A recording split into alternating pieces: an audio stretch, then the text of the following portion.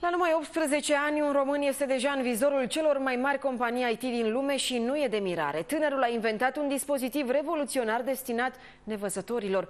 Cu ajutorul lui, oamenii ar putea să perceapă forme, culori și lumini cu ajutorul unui webcam conectat la un laptop. Invenția tânărului a fost deja premiată de 4 ori. Invenția destinată nevăzătorilor utilizează limba ca traducător pentru vedere. Are însă o condiție. Beneficiarul trebuie să fi văzut la un moment dat în viață. Asta ca să aibă în memorie forma obiectelor. Persoanele nevăzătoare primesc o informație real-time de la o cameră web despre mediul înconjurător. Un software pe inteligență artificială procesează imaginea pentru a o îmbunătăți și dispozitivul generează un curent electric direct proporțional cu imaginea originală pe limbă.